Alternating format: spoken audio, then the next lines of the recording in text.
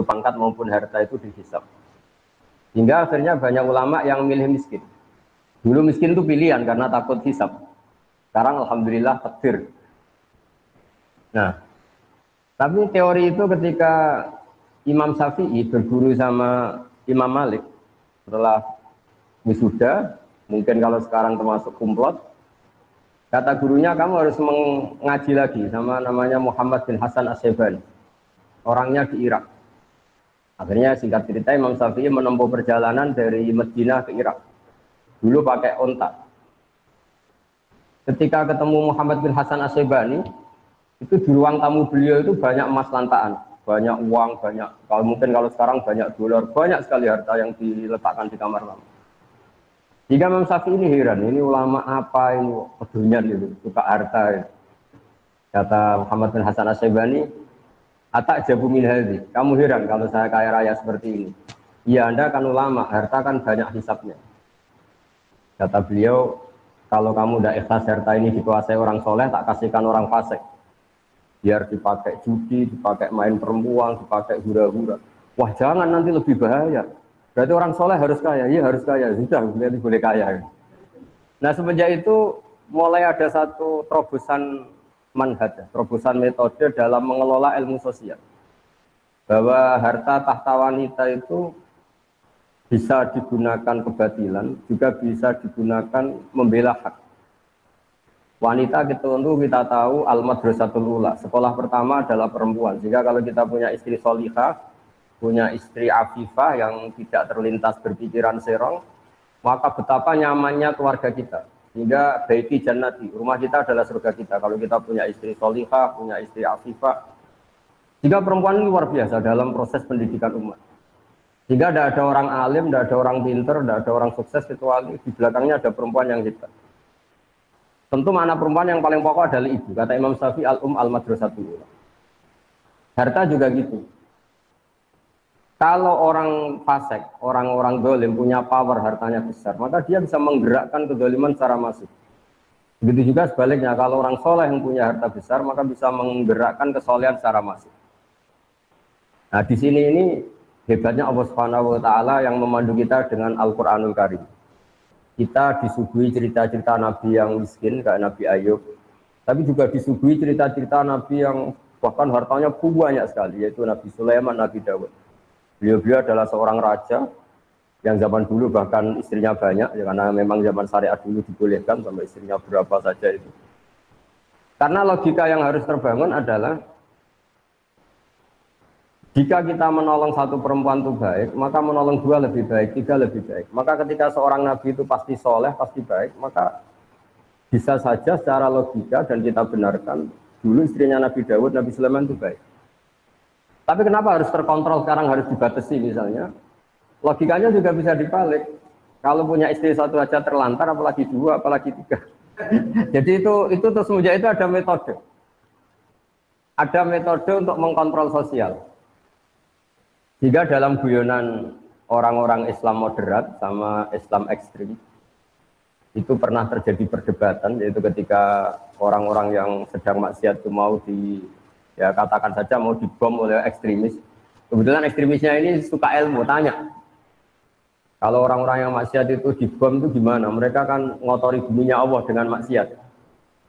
Bersama yang Islam moderat dijawab, kalau mereka mati dalam keadaan maksiat, itu mereka di neraka apa di surga?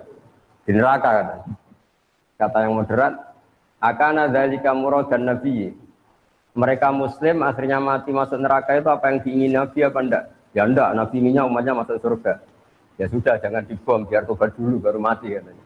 Tapi biar mati biasa maksudnya. Sehingga ada metode-metode yang kita selalu akan pertanggungjawabkan di depan Allah Subhanahu wa Ta'ala. Caranya gimana? Para ilmuwan, kita-kita yang nekuni fikih, misalnya kita sering dapat komplain ya.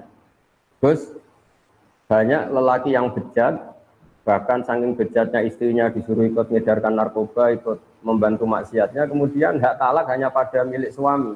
Ini solusinya gimana? Kalau dia harus tetap di bawah tangan suami, sementara dia tersiksa karena harus melayani kebejatan suaminya di diminta mengedarkan narkoba, bahkan diminta untuk melakukan hal-hal yang buruk.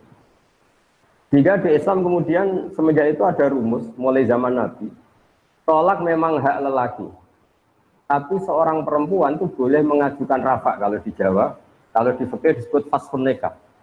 Jadi seorang hakim atau yang punya otoritas wilayah kekuasaan itu boleh memisahkan suami istri jika istrinya tidak kuat, apalagi menyangkut hal-hal yang buruk, yaitu dipaksa melakukan maksiat. Jika keliru kalau dikatakan Islam itu sangat memberi hak dominasi lelaki atas perempuan, itu keliru sekali, karena sebetulnya dalam mengurai ya atau mengakhiri pernikahan itu bisa suami menceraikan atau istrinya melakukan rafa dan hakim harus mengabulkan dalam kondisi yang sangat bahaya. Nah tentu hal-hal seperti ini akan menjadi kebanggaan ilmu sosial karena ada solusinya ketika dalam keadaan macet keluarga.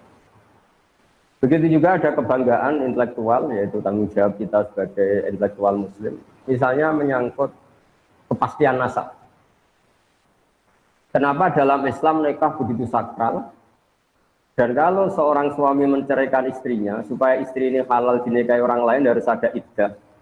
Iddah itu ya kira-kira masa jeda yang ada kepastian bahwa rahim perempuan ini sama sekali nggak ada sperma dari suami pertama.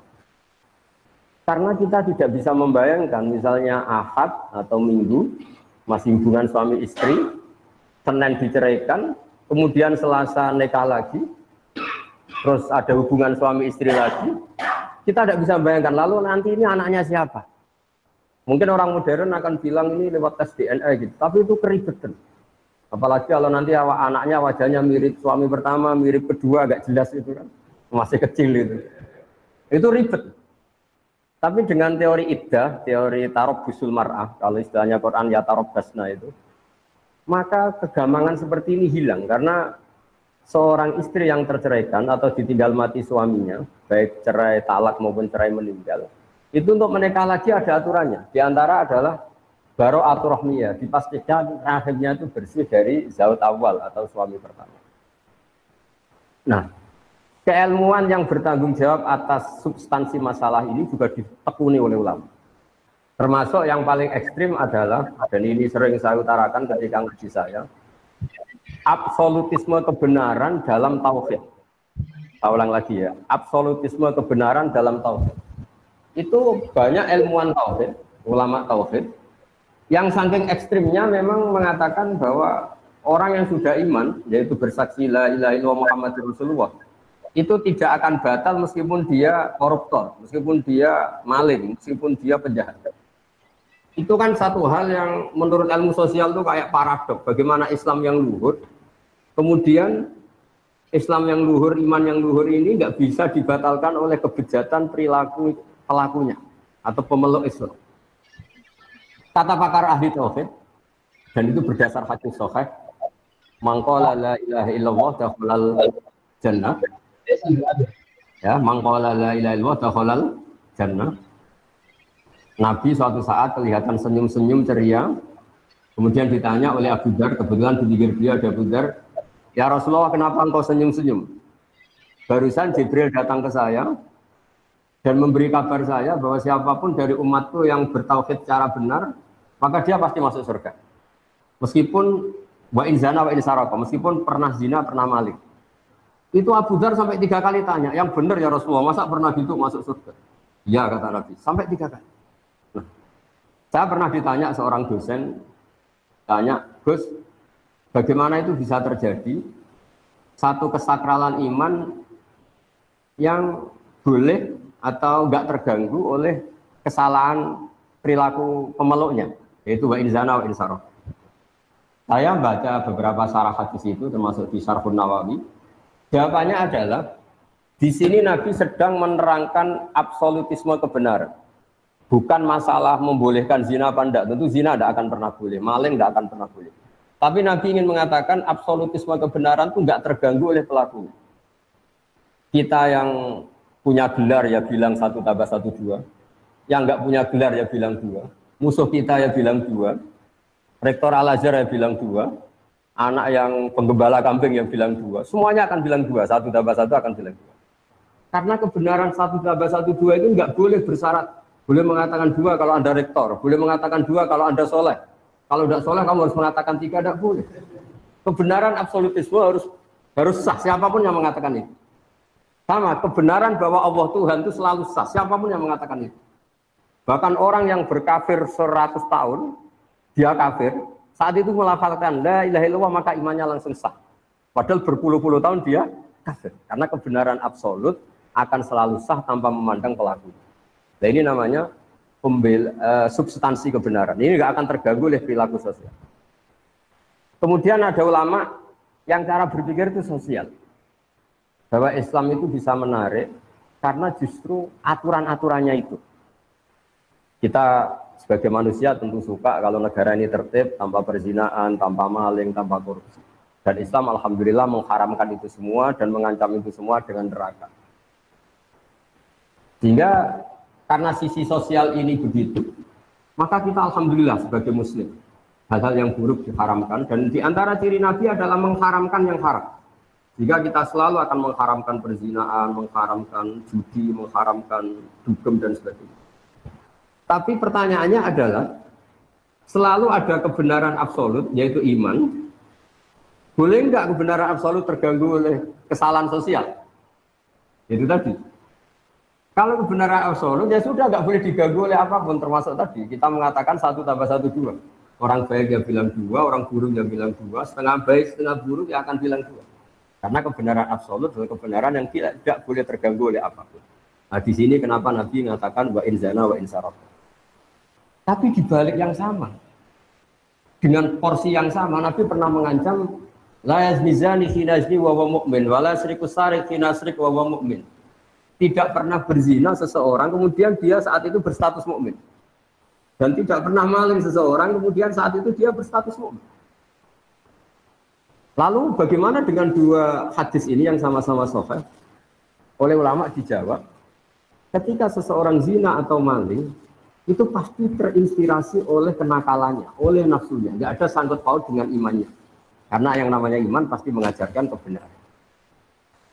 Nah di sini kemudian ada kelompok besar dalam mazhab Islam, ada ahli sunnah wal jamaah yang berkeyakinan Islam, iman adalah satu keyakinan absolut, sehingga kalau orang salah, dia tetap salah saja, tapi tidak sampai menjadi kafir. Ada kelompok Khawarij yang mengatakan setiap kesalahan besar menjadikan seseorang kafir. Kita sekarang bikin analogi. Kalau seseorang sudah sah menjadi warga Indonesia, dia berKTP Indonesia, tidak pernah mengeluarkan diri dari warga Indonesia, kemudian dia jadi koruptor, tentu kita sepakat dia warga Indonesia. Soal kita hukum, kita beri sanksi, itu karena kesalahannya, tapi dia tetap warga Indonesia. Karena dia warga Indonesia adalah status, sementara kesalahan dia adalah kesalahan sebagai manusia. Sehingga mazhab Ahlussunnah adalah seseorang yang melakukan dosa besar tetap mukmin, tapi nanti tetap disiksa di neraka, entah berapa lamanya. Saya juga belum mengkonfirmasi sama malaikat Malik ini, penjagaan nerakanya ini. Tapi yang jelas ada pelatihan di sini. Nah, pelatihan ini juga menguntungkan kita. Menguntungkannya gini, di Quran ada ayat Qul ja'al haqqu wa ma yubdi'ul batil wa ma yu'id. Kalau yang lebih terkenal tentu ja'al haqqu wa zahaqal batil innal batila kana zahuqa. Kalau kita berpikir absolutisme, berpikir kebenaran mutlak, maka kemusyrikan, kekafiran, kesalahan itu hal yang enggak ada. Kalau istilahnya Quran, kaburat kalimatan takhruju min afwahihim iyaquluna illa kadziba. Misalnya ini saya pegang jam tangan, mungkin ini dari aluminium atau besi, terus saya mengatakan begini, jam tangan saya ini dari kayu. Maka kalimat ini tidak menjadi kalimat opini, tapi menjadi satu kesalahan. Karena itu kalimat yang salah. Nah, jika kalau Tuhan itu hanya Allah, maka hakikat yang ada ya Tuhan itu hanya Allah, bukan yang lain. Sehingga apapun banyaknya orang musyrik itu dianggap enggak ada. Wa ma yubdi'ul batil wa ma yu'id. Sesuatu yang batal, yang enggak benar, itu pasti enggak ada. Karena tadi fakta bahwa jam ini dari kayu adalah enggak ada. Meskipun yang mengatakan ada, mungkin yang mengatakan itu karena salah ucap atau kebodohan atau keyakinan yang keliru, tapi hakikat ini tidak. Dan di sini hebatnya Islam. Islam pertama datang termasuk wa 'allama Adamal asma. Pertama Nabi Adam diajari adalah menamai sesuatu sesuai proporsinya, sesuai statusnya. Jadi andaikan dari dulu orang kafir Quraisy mengatakan, wah ini pahatan batu dari Magelang gitu, atau ini batu dari Ponorogo, jenis batunya ini, pemahatnya ini, harganya ini. Mungkin mereka hanya bilang ini batu yang dipahat. Tapi gara-gara ini diberi gelar, diberi penamaan manat, pemberi, Al-Uzza, ini satu hal yang agung, satu hal yang besar, Hubal. Sehingga terus orang itu gampang, wow kalau saya melecehkan ini pasti saya kualat. Tapi hakikatnya ini tetap batu. Nah, jika apakah ada Tuhan selain Allah? Ya jawabannya tidak ada, karena selalu Tuhan hanya Allah Subhanahu Wa Taala. Tapi apakah ada orang yang menuhankan selain Allah? Hanya. Ini dibedakan antara hak selalu satu. Ya hak selalu satu dan kebatilan selalu nggak ada. Tapi yang mengatakan ada, yang meyakini ada, tapi kebatilan sendiri ya. Ini banyak juga ulama yang spesial membela ja'al haqqu wa zahabat batil. Seperti saya mengatakan baju saya ini putih. Ya sudah putih. Kok banyak satu dunia mengatakan baju saya hitam, itu tidak punya pengaruh. Baju saya menjadi hitam tetap putih.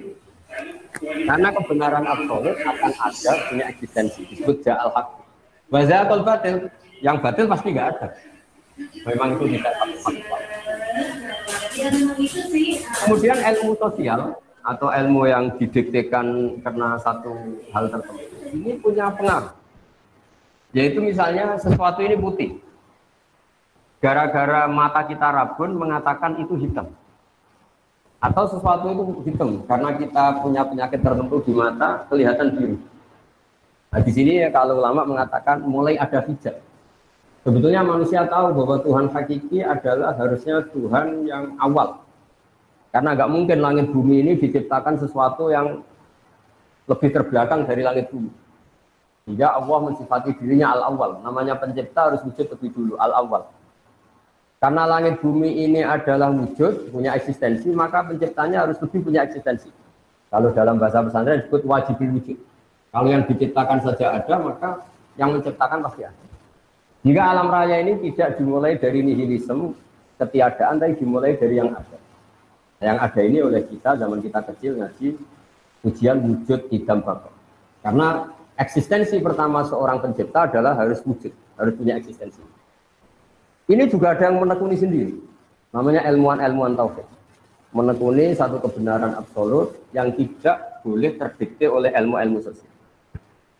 Tapi pertanyaannya adalah, apapun absolutismenya kebenaran ini, manusia itu punya sisi keterbatasan.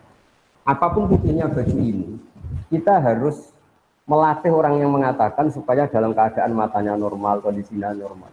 Karena nggak ada artinya ini secara objektif putih, kemudian yang melihat tidak normal karena matanya normal. Saya akan bilang gitu. Jadi kalau ada satu kesalahan, pasti ada problem. Nah hakikat dari alam raya ini Ija al-haqqu wa ma yubdi'ul batilu wa ma yu'id. Sekali hak itu datang, maka satu kesalahan ini pasti ada. Jika dalam awal surat Kahfi dijelaskan, mereka berkomentar tentang Tuhan seperti ini.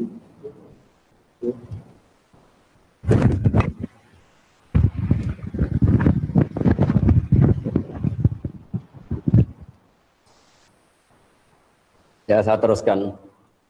Jadi para intelektual ya atau para ilmuwan penjaga kebenaran yang absolut itu adalah cara berpikir bahwa eksistensi kebenaran absolut itu tidak boleh terganggu oleh status sosial. Sehingga seperti yang saya analogikan tadi, orang akan bilang 1 tambah 1 itu pasti 2. Itu tidak dosen, tidak rektor, tidak orang fasik, tidak orang soleh, tidak koruptor, tidak KPK.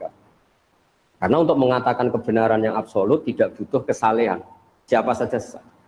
Di sini hebatnya Rasulullah mengatakan orang kafir 20 tahun atau 100 tahun sekali dia bersyahadat maka Islamnya langsung sah. Tanpa harus dia mensucikan diri dulu, ini itu enggak. Karena ini kebenaran yang absolut. Sehingga keyakinan mainstream ulama seluruh dunia, kalau ada orang muslim melakukan dosa besar maka dia tetap muslim dan dosanya tetap dosa. Tidak boleh orang menjadi kafir hanya karena melakukan kesalahan. Sama, kita selalu warga Indonesia karena berKTP Indonesia, berstatus Indonesia, meskipun kita koruptor, tetap kita warga Indonesia. Nah, mulai benar-benar keluar warga Indonesia kalau kita merubah jati diri kita, KTP kita, paspor kita. Sama, kita menjadi kafir kalau sudah merubah Tuhan kita. Dari Tuhan Allah menjadi Tuhan apa, itu benar-benar menjadi kafir. Tapi selagi kita cara bertauhid adalah la ilaha illallah Muhammadur Rasulullah, maka imannya sah. Nah, kemudian yang kedua menyangkut sosial. Tapi dalam mengawal keimanan ini, nggak semudah itu tadi. Kita tidak mudah melatih orang mengatakan baju ini putih, tanpa dia punya perangkat, matanya sehat, kondisinya cerah. Karena untuk mengatakan putih itu butuh kesaksian bahwa itu putih. Dan bisa mengatakan itu putih kalau matanya normal tanpa ada penyakit. Nah, di sini ini terus ada gerakan ulama melawan hijab. Makanya di juz amma itu, di awal-awal kita ngaji juz amma yang masih juz 30 itu, kalau mengistilahkan orang-orang kafir, kalla innahum ar-rabbihim yauma idzil lamahjubun. Orang kafir itu siapa? Adalah orang yang cara melihat Tuhannya itu ada hijab, ada pembatas. Jika sesuatu yang putih karena dia ada sekat, akan dikatakan tidak putih. Nah, Islam itu agama yang mengajarkan baini wa baina Allah nggak boleh ada hijab. Jika kita diajarkan sholat, diajarkan munajat, diajarkan wiridan, supaya nggak ada sekat bainana wa baina Allah antara kita dan Allah. Diharapkan kalau nggak ada sekat, itu kemudian ada kebenaran hakiki yang kita kenali. Barokahnya mengenali kebenaran hakiki ini, iman kita menjadi mantap. Nah, kalau sudah mantap, itu yang istilahnya Allah dijelaskan, yusabbitu wa'uladina amanu bil qawli tsabiti fil hayatid dunya fil akhirah. Bahwa orang mukmin akan ditetapkan imannya sebagaimana iman itu sendiri adalah al-qawli tsabit. Memang satu statement atau satu status atau satu fakta yang nyata. Beda dengan orang kafir ketika misalnya menyembah batu atau menyembah manusia, nanti di akhirat sama Allah dipanggil, Tuhan kamu siapa? Batu Gusti. Tuhan kamu siapa? Manusia ini. Mana itu? Setelah dipertontonkan ternyata mereka ada siapa-siapa. Ini yang disebut mereka didatangkan bersama Tuhan-Tuhan yang mereka sembah.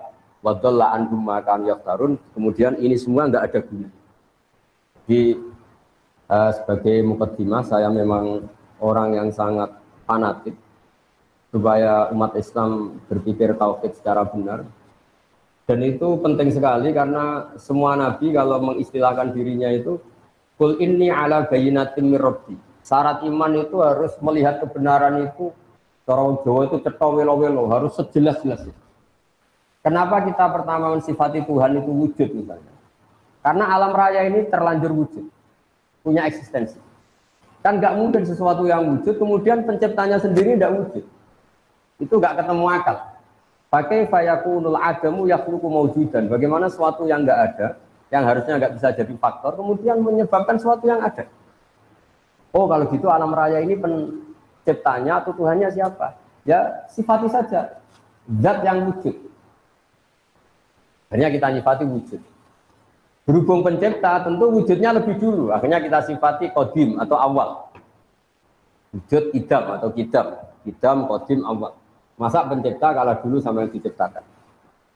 Kemudian karena pencipta ini super, mesti nggak ada yang mengalahkan. Lalu kita sifati bako atau akhir, nggak akan punah. Wujud idam bako. Terus mukhalafatul lil hawadisi. Karena pencipta adalah tidak makhluk, makhluk tidak pencipta, maka semua apa-apanya harus berbeda. Maka kita sebut mukhalafatul lil hawadisi, atau kalau dalam bahasa Quran disebut al-qayyum. Zat yang berdiri sendiri. Sehingga kalau kita di antara doa Nabi katanya ada ayat yang langsung saya ambil dari Aras, yaitu ayat kursi Allahu la ilaha illa huwal hayyul qayyum. Zat yang eksistensinya tidak butuh yang lain. Beda dengan kita. Kalau dalam ilmu tasawuf, apapun hebatnya kita, meskipun kita penguasa dunia sekalipun, itu kalau dalam ilmu tasawuf nggak makan lemes. Bagaimana kita katakan penguasa dunia sementara nggak minum lemes, nggak makan lemes? Kerennya gimana? Kita hanya bergantung sepiring nasi, bergantung segelas air. Tapi kita memaklumatkan diri sebagai penguasa dunia. Sehingga itu betul-betul doif, betul-betul kita ini makhluk yang lemah. Sehingga ketika Allah mencibir Fir'aun atau mencibir Namrud, itu hanya dengan kata-kata, kalau dia Tuhan, itu dia harusnya nggak makan. Bagaimana Tuhan kemudian kalau nggak makan kangkung itu lemes, nggak makan nasi itu lemes, itu nggak kebayang. Jika Allah mensifati dirinya, wah wa yut'imu wa la yut'am. Saya ini Tuhan. Sifat dasar saya itu yut'imu, memberi makan, dan saya tidak perlu makan. Ketika Allah mensifati hubungannya dengan makhluknya, saya pemberi rizki, dan saya tidak butuh mereka memberi rizki saya. Wa ma khalaqtul jinna wal insa illa liya'budun. Saya tidak menciptakan manusia dan jin kecuali mereka supaya mengenali saya, menyembah saya. Ma uridu minhum rizki wa ma uridu minhum ayyutimun. Saya tidak ingin mereka memberi rizki ke kita, dan mereka memberi makan ke kita.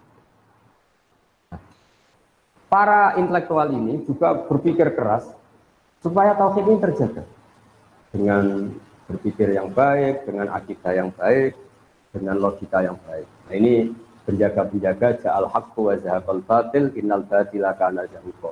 Hak itu yang punya eksistensi, barang yang enggak hak itu selamanya hakikatnya enggak.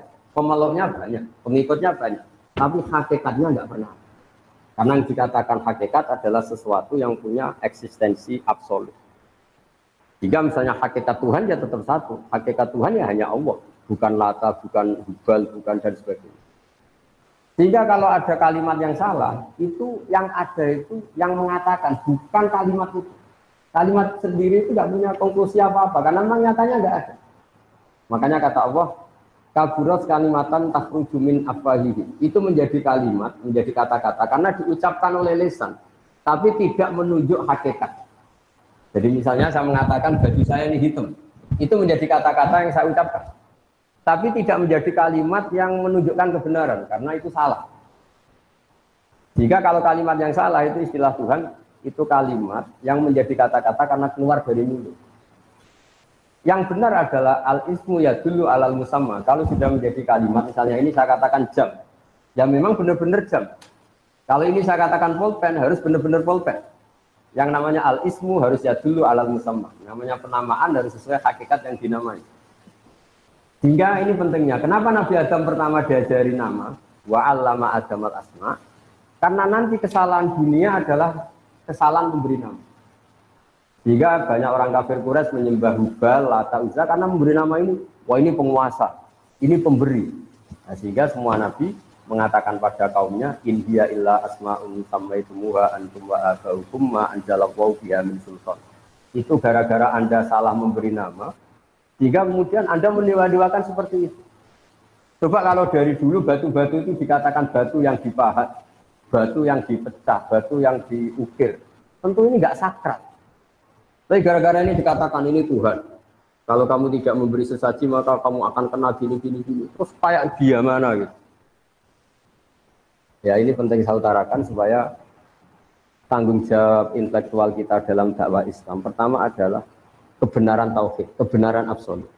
Iqra' bismi rabbikal ladzi khalaq, khalaqal insana min 'alaq. Terus terakhir ini saya masih punya waktu mungkin 10 menit untuk untuk mengawal kebenaran absolut itu juga dibutuhkan ilmu yang namanya tasawuf.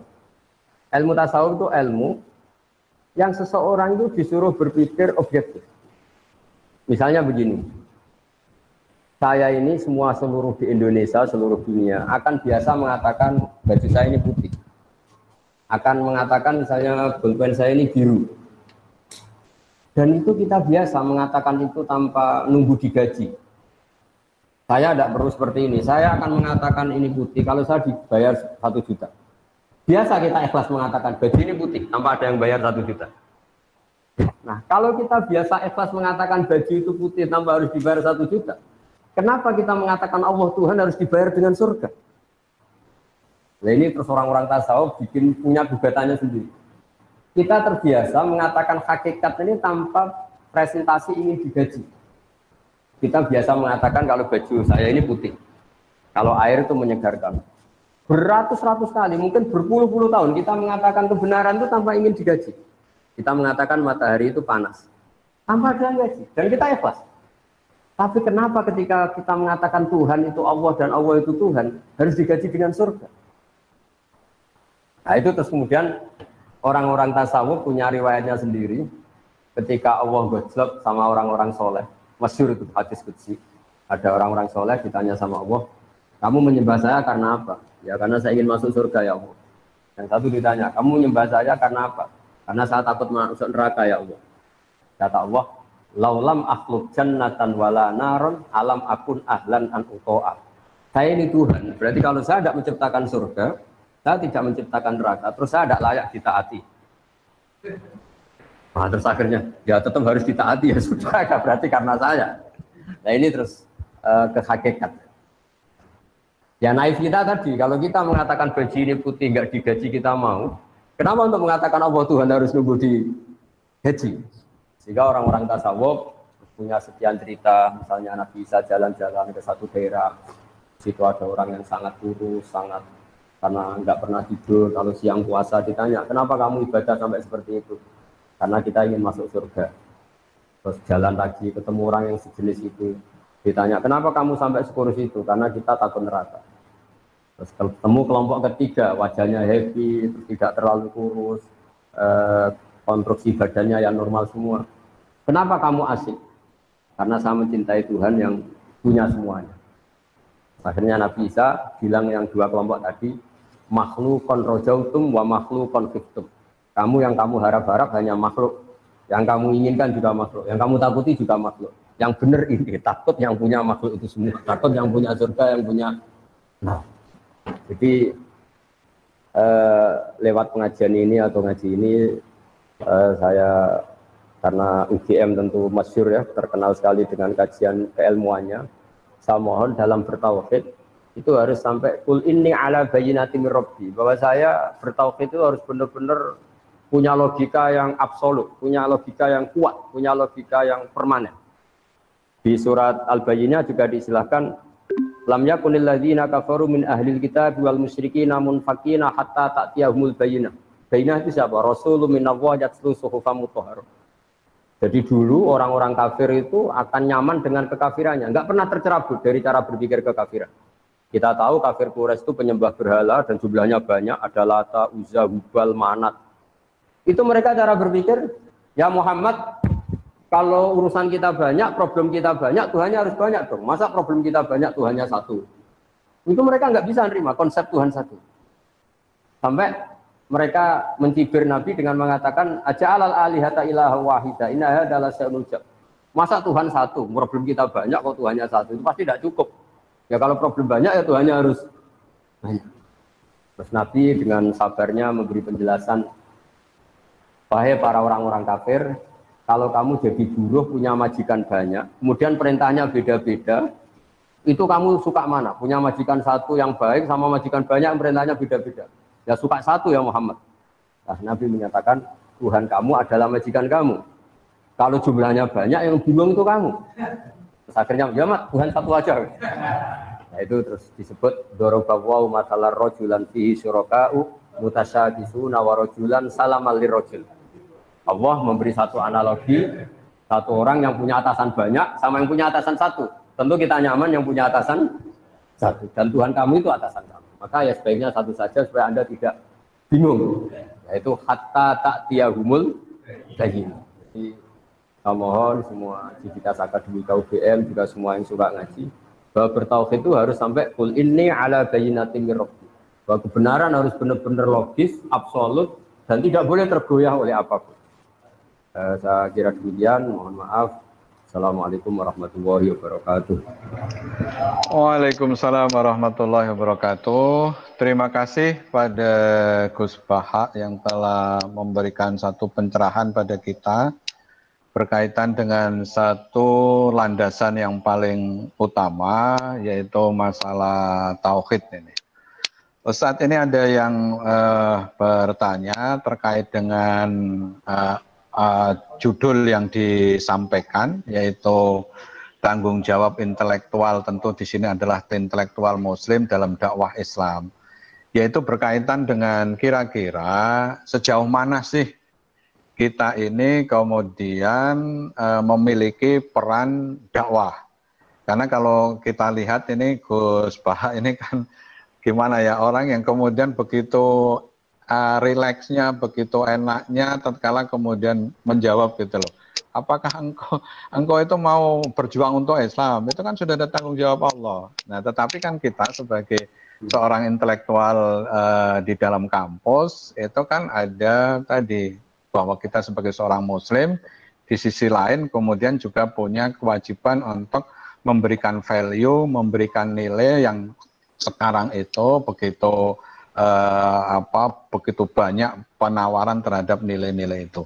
Kalau kita ingin seperti Gus Bahak kan ya tidak mungkin kan gitu loh. Nah kira-kira balik lagi, kira-kira sebagai seorang intelektual itu bagaimana berkaitan dengan proses tanggung jawab dakwah, berkaitan dengan proses belajar keagamaan.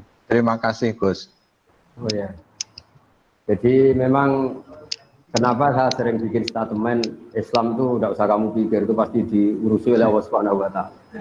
Sebetulnya itu bentuk counter ya, karena banyak pemikir Islam yang karena mungkin kurang baca atau nekuni Islam, justru gara-gara pikiran dia ini Islam tambah ruwet. Dan reportnya itu di atas namakan Islam. Jika saya mengcounter itu dengan mengatakan Islam itu tidak usah kamu pikir, karena panduannya jelas. Kita nggak usah mikir Islam pun, kalau sesuai panduan Islam, pasti dengan sendirinya itu dakwah. Karena Islam wajibkan mengajar. Islam mengharamkan kitmanul ilmi, menyembunyikan ilmu. Kalau ada kesusahan, Islam juga mengancam, tidak termasuk umatku, dia tidur kekenyangan sementara tetangganya kelaparan. Tidak termasuk umatku orang yang membiarkan sekelilingnya bodoh sementara dia pinter. Jadi sebetulnya kalau mengikuti panduan-panduan Islam itu bagus. Problemnya kalau hak mikir ini kita berikan sama nyuwun sewu mubalek atau ustadz atau kiai, semua orang akan punya cara berpikirnya sendiri. Dan itu awal dari ikhtilaf kata Nabi, sehingga kita sebagai ulama itu membatasi sekali yang namanya pemikiran. Kita utamakan riwayat, meskipun kita tidak meninggalkan akal. Jadi misalnya begini contoh paling gampang ya. Ada orang dengan pengalaman tertentu, dengan trauma tertentu, kemudian terus pidato begini. Kiai itu harus kaya, dosen itu harus kaya. Kalau dosen tidak kaya, tidak bawa mobil, tidak dihormati mahasiswa. Masa dosen pakai ondel?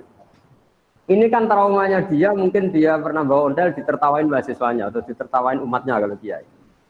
Tapi kemudian dia bikin ukuran, untuk bikin ukuran, kalau ingin dihormati kamu harus bawa mobil. Pertanyaannya adalah, mana ada target dalam Islam supaya orang dihormati?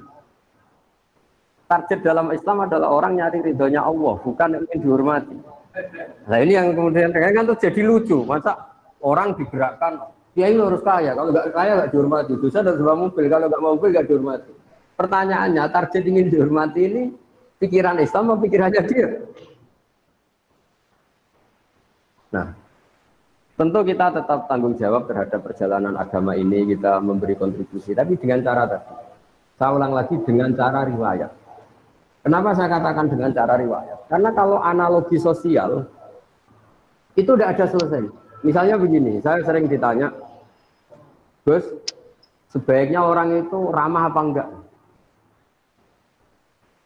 Misalnya kita punya istri, sebaiknya ramah apa enggak? Itu di Quran itu, ini ilmu sosial ya. Wahai para istri Nabi itu cantik-cantik. Kalau kamu ketemu lelaki lain, itu falah takdo'na bil qauli. Justru kamu nggak boleh terlalu ramah. Karena kalau terlalu lama, falah takdo'na bil qauli, fayatma'al ladzi fi qalbihi marad. Ada perempuan cantik yang ketemu bapak-bapak ramah, senyum. Mungkin pikiran lelaki ini bukan dinilai ramah. Wah berarti ini mau sama saya, kan jadi repot. Sehingga kalau ilmu sosial semuanya mungkin ramah yang sesuatu yang baik, tapi orang yang hatinya sakit, ada penyakitnya, kata Allah, fayat ma'alladzi fi qalbihi marad. Kita sopan sama orang sopan terkenal dermawan. Kena penipu, ini dianggap satu objek. Wah, kapan-kapan nipu orang ini ya, potongannya kok gampang ditipu. Jadi ilmu sosial itu ilmu yang mengeruwet. Karena kebaikan sosial ini akan dimanfaatkan orang-orang fasik, orang-orang durhaka untuk keburukan.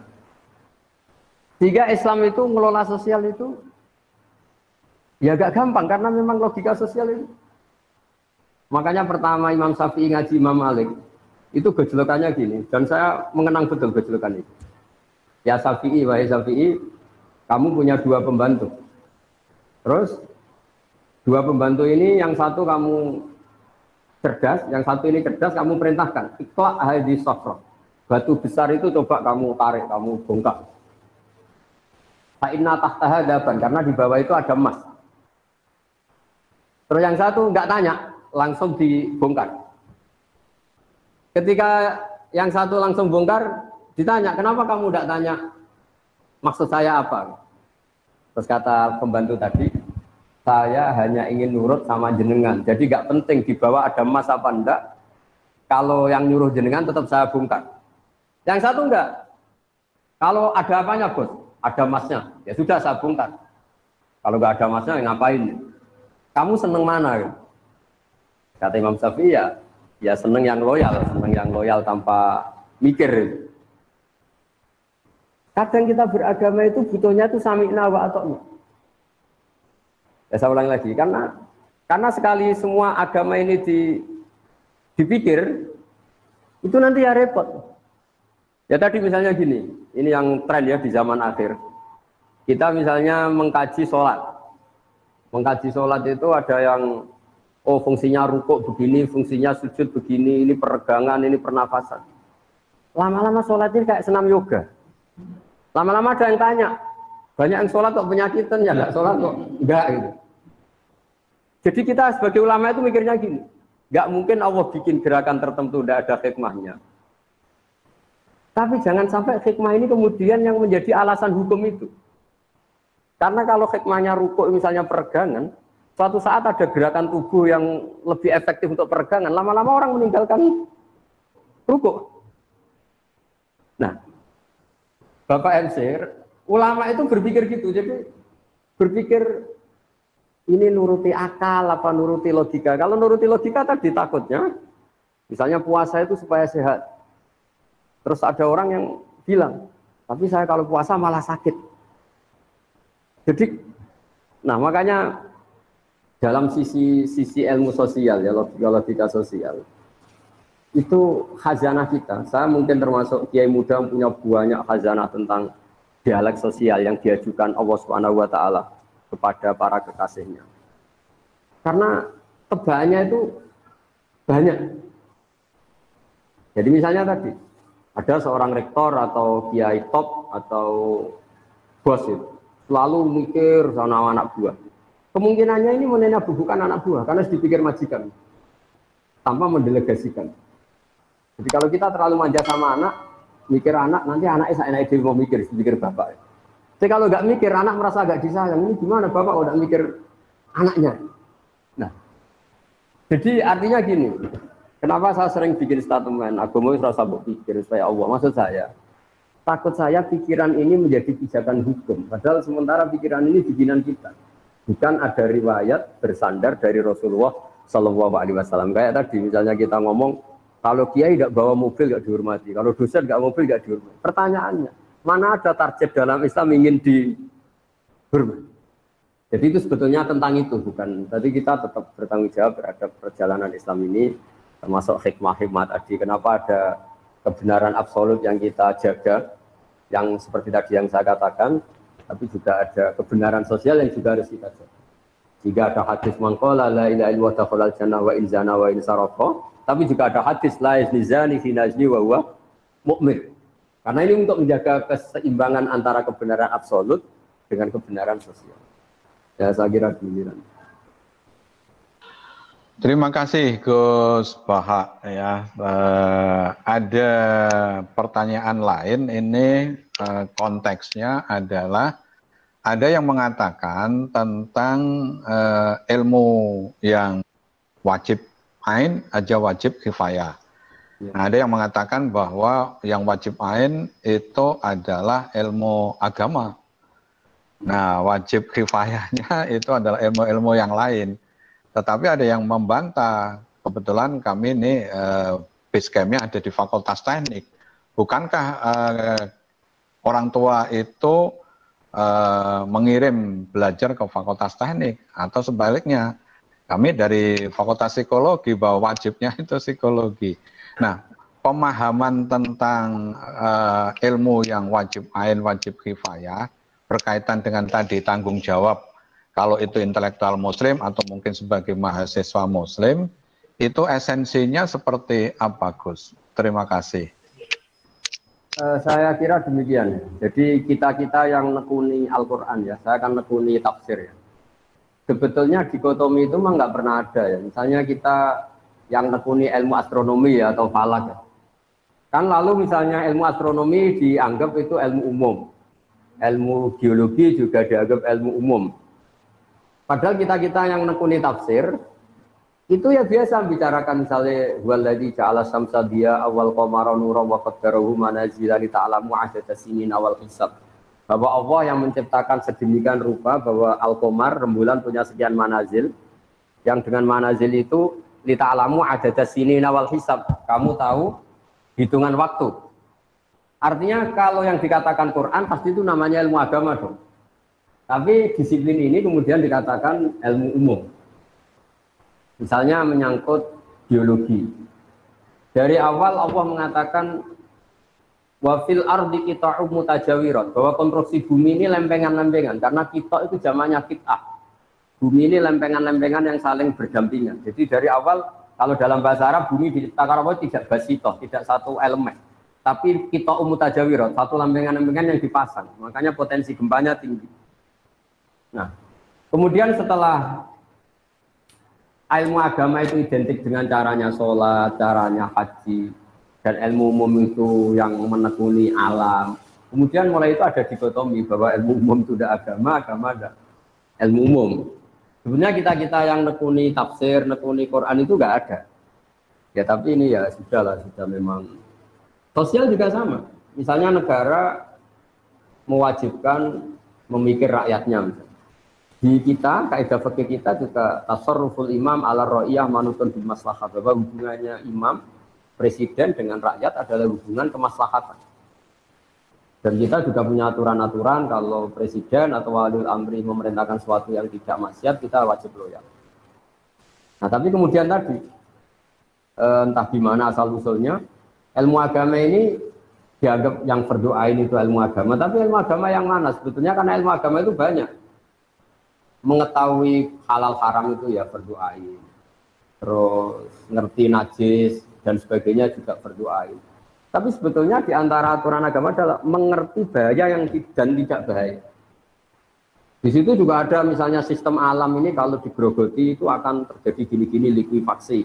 Itu ya dibicarakan misalnya amin teman fisama ayaksifa bikumul ardo fa idza hiya tamur. Kamu hati-hati di bumi, potensi bumi itu bisa tamur, bisa melumer, bisa likuifaksi. Terus kata Allah, kamu di bumi juga jangan merasa aman, sahaja benda di langit setiap saat itu bisa jatuh. Ayur sila alikum hasiban, misalnya meteor setiap saat juga bisa jatuh. Nah, Quran itu membicarakan semuanya, mulai ilmu agama, tapi lama-lama ini dikatakan ilmu umum. Nah, kenapa ulama tidak berontak? Ini saya beri bocorannya. Karena ilmu umum ini, ilmu-ilmu yang dikatakan umum ini, misalnya di teknik atau di biologi atau di astronomi, ini ilmuwan-ilmuwan itu mengalami perkembangan. Kalau sampai ini di atas namakan agama, kemudian ternyata teorinya itu direvisi, ini agama yang disalahkan. Jika daripada gitu ya biarin saja dikatakan ilmu umum, supaya nanti kalau ada penelitian ini, salah benarnya bukan dikaitkan dengan agama, tapi dengan penelitinya. Tapi jangan pernah kamu katakan bahwa agama tidak mengatur ilmu astronomi. Buktinya, kiai-kiai itu tahu falak sampai 10 tahun ke depan itu bisa digarap gerhana itu tanggal berapa, jam berapa, lama gerhana berapa. Itu di kalender-kalender pesantren itu detail dan semuanya benar. Itu kan ilmu umum. Tapi kenapa tidak kita katakan itu ilmunya Islam? Takutnya kita ini manusia. Pas garap salah dikatakan Islam, ternyata malam Senin tidak gerhana, gerhananya malam Selasa. Nanti Islamnya yang salah. Itu bocorannya. Ini kalau nggak sama UGM tidak tak kasih bocorannya. Jadi sebetulnya beberapa ilmu ini milik Islam juga, tapi ketika diklaim milik mereka ya sudahlah. Jadi kalau ada kesalahan agamanya yang nggak kena itu. Karena apapun benarnya Islam dibawa oleh manusia. Kalau zaman Nabi pasti benar, maksudnya kita nggak Nabi. Sehingga semenjak itu ulama mengatakan jangan pernah membenarkan satu teori atau menyalahkan atas nama Islam. Takutnya yang salah itu kamu, tapi kamu atas namakan Islam. Ya saya kira demikian. Oke, ada pertanyaan terakhir ini, Ustadz, karena nampaknya Gus Bahak juga harus ada kegiatan yang lain. Ini berkaitan dengan masalah tauhid yang absolut tadi. Kemudian beliau bertanya dikaitkan dengan pemahaman kafir yang di suatu saat itu pernah menjadi rame itu loh. Jadi esensinya sebenarnya seperti apa sih definisi atau hal yang terkait dengan kafir yang kemudian dikaitkan dengan surat ya ayyuhal kafirun. Saya kira ini pertanyaan yang terakhir karena Gus Bahak ada kegiatan yang lain. Terima kasih Gus. Ya, saya pikir itu harus dianalisis dengan kepala dingin, dengan analisis keilmuan. Bahwa pengkelompokan itu nggak bisa dihindari, karena itu fakta sosial. Tapi setelah dikelompokkan, tentu kita sebagai muslim yang baik, tetap mengajak pihak yang lain, mengajak siapa saja untuk lebih baik, lebih benar. Jadi misalnya istilah kafir, istilah munafik, istilah apa saja, memang mau tidak mau, memang kita mau tidak mau harus mengelompokkan sesuai pilihan-pilihan orang-orang itu. Tapi itu normal saja secara keilmuan. Tapi Islam selalu waqulu linnasi husna, kepada siapa saja kamu harus berkata-kata yang baik, bermuamalah secara baik. Sehingga misalnya Islam membolehkan perang, itu nunggu udhina lil ladzina yuqatalun. Kalau kamu diperangi baru boleh perang. Wa akhrijuhum min haitsu akhrajukum, kalau kamu diusir baru boleh usir. Jadi kalau penstatusan yang seperti itu, ibarat gini lah, kita punya mahasiswa yang nakal ya, yang sering bolos. Ya kita sebut, wahai mahasiswa yang bolos. Tapi memang kata bolos itu harus disematkan karena dia sedang berstatus seperti itu. Tapi atas nama kita sebagai orang tua, ingin dia lebih baik. Jadi penstatusan itu bukan hal yang harus menjadi pemecah bangsa, kayak biasa aja. Bahkan kalau kata-kata ahli tafsir mengatakan Allah saking sayangnya sama hambanya, sing kafir wis diceluk dikandani. Jadi itu artinya kan Allah masih memanggil-manggil itu. Jadi sing kafir dipanggil-panggil untuk kembali, saking baiknya Allah. Sehingga ya jadi makanya apa ya, pengkelompokan itu kan ya sudah normal saja. Artinya memang pilihan mereka beda ya, penamaannya juga beda, statusnya beda. Tapi itu tidak perlu menjadi alat konflik. Kita niru piagam Madinah, niru Sulhul Hudaybiyah bahwa dakwah ya bil hikmati wal mau'izatil hasanah. Karena la ikraha fiddin, agama ini tidak perlu dipaksakan, tetap bayana rusdu minal ghoi, yang benar pasti ya sudah kelihatan benar, yang salah kelihatan salah. Saya kira demikian, mohon maaf atas semua. Assalamualaikum warahmatullahi wabarakatuh. Waalaikumsalam warahmatullahi wabarakatuh. Terima kasih kepada Gus Bahak.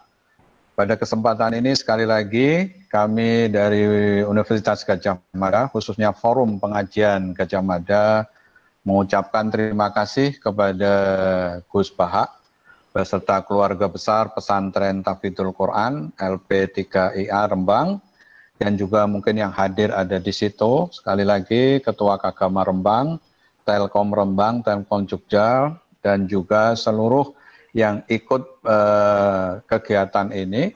Mudah-mudahan ini memberikan satu semangat di era yang sekarang ini ya, saling tadi berkaitan dengan dimensi-dimensi keagamaan dan juga dimensi-dimensi yang terkait dengan keberadaan wabah ini.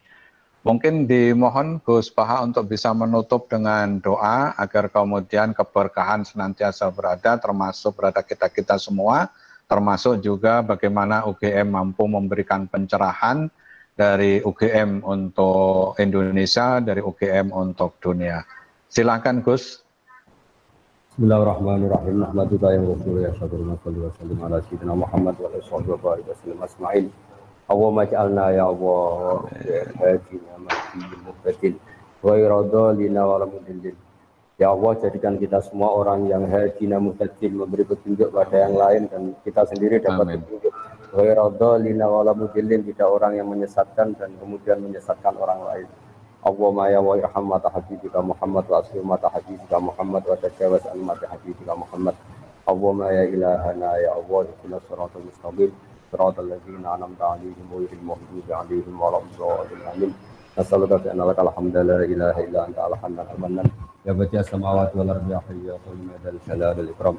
Antar syukona ya Allah husnat da'wati ilaika wa husnat tadbiri fi ayat ya Allah wa anta qimana fi Indonesia salimin ghanimin mu'afin min kulli bala'in dunya wal akhirah wa sallim al muslimin qom rabbana atina fid dunya hasanah wa fil akhirati sallallahu alaihi wasallam Muhammad sallallahu alaihi wasallam rabbika rabbil izzati amma yasifun alhamdulillahi alamin sirrul fatihah. A'udzu billahi minasyaitonir rajim. Bismillahirrahmanirrahim. Ya kana waladdallin amin. Dengan berakhirnya doa tadi, maka berakhir pula forum pengajian Gajah Mada bersama dengan Gus Baha. Saya yang menghantarkan kegiatan ini, mohon maaf apabila ada hal-hal yang tidak berkenan, ada hal-hal yang kurang. Mari kita tutup dengan doa kafaratul majlis. Subhanakallahumma wa bihamdika asyhadu an la ilaha illa anta astaghfiruka wa atubu ilaik. Assalamualaikum warahmatullahi wabarakatuh. Waalaikumsalam warahmatullahi wabarakatuh.